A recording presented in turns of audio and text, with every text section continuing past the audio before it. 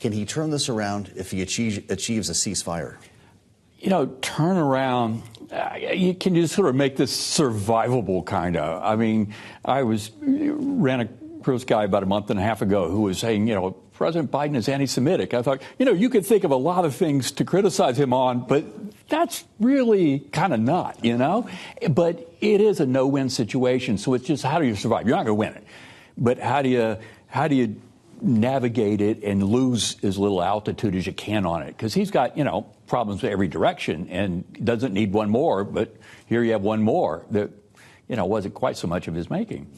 Well, to your point that this wasn't really his making, a lot of this depends on the decisions of the Israeli government and Bibi Netanyahu, for example. So there are things that are in the president's control. This may very well not be one of them. Does this mean that he could really lose the election on this issue for lack of ability to fully If we woke up the day after the election and President Biden has lost, I don't think we would focus on that. I mean, because there's just so many different elements that are weighing him down, and there's, you know, inflation, economy, and, you know, age, and I mean, so there's so many different things that are sort of zapping him that this is just sort of one more.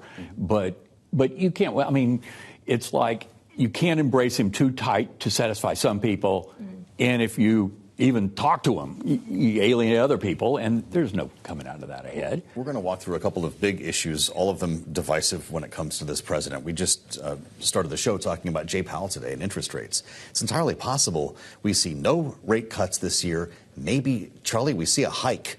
That is not what the Biden campaign was banking on in this case. Yeah, I mean, as we move 3-year high. I mean, geez, sure. Yeah. So the economy, which is not working for people based on every poll we're seeing, is a major problem for him, and that might not change between now and November. Yeah, and it's so selective that if you want to point to unemployment, if you want to point to GDP, you could say, oh, you know, and then you put these things that looks like, you know, horrific, and they're all true, but I think unemployment has never been as salient as inflation. You know, the difference between a low and a high unemployment is what, 3 points, 4 points? Yeah. But roughly 100% are affected by inflation or now higher cost of living. And the cost of living doesn't go down. I me't short of a depression or recession or something. So it's an awful, and that these kind of races, it's a referendum up or down on incumbent. And 2020 was about Donald Trump. And, you know, naturally, 2020 was about Donald Trump, and 2024 is probably going to be more about President Biden. Okay, so we've talked about a few issues that are working against him. Israel and these kinds of protests we are seeing in response are one. The economy is another. Perhaps one that he's really trying to seize and the campaign is trying to seize to work in his favor is abortion. Vice President Kamala Harris is in Florida today as the state's 6-week abortion ban went into effect, and she spoke about reproductive rights.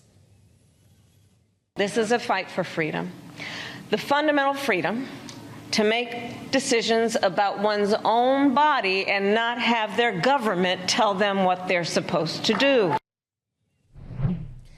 And Charlie, it's worth noting that while the 6-week ban went into effect in Florida today, just within the last hour in Arizona, the state Senate has voted to essentially repeal the Civil War era law that would have banned it entirely, except for in the case of the life of the mother. Can you just speak to this issue and whether a resolution like that in Arizona may take it more out of play in terms of the ability for Biden to get a state, whereas in Florida, people are talking about maybe it actually being in play and up for grabs for Biden because of the abortion issue? You know, for Republicans, I think there are a lot of Republican elected officials that if they had this to do all over again, they really wouldn't be in this position. But there's an old Chinese proverb, he who rides the back of a tiger is afraid to dismount.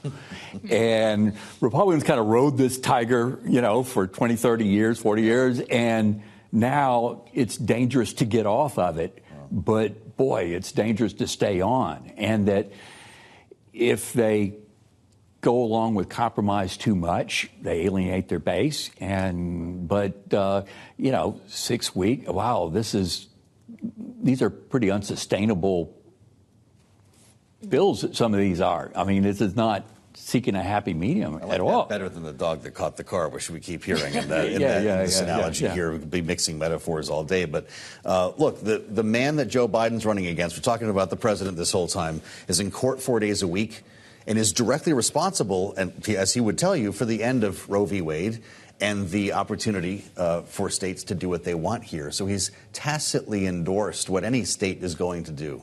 We've built a narrative here in this conversation of some tough issues for Joe Biden. Is abortion enough to overcome them? I think some places it might be, but as across the board, I mean, I think a lot of Democrats think that in 2022, that's what kept them from having a completely disastrous area. But the data doesn't really support that. I mean, you had almost 10 million fewer votes, Democratic votes for Congress in 22 than you had in the previous midterm election, and almost 4 million more Republican votes. That what happened was they nominated some, my wife's trying to get me to stop using the term wacko to describe candidates on the far left or right, exotic and potentially problematic candidate that, like a potted plant, might have won this race, but they nominated somebody that was just a nut. And that's really, in about 24 races, that's what cost them having the kind of year that they probably should have had. So I don't think it was the abortion issue, but when it's the focal point, boy, it can be potent. Yeah. The Kentucky governor's race last year would be a great example.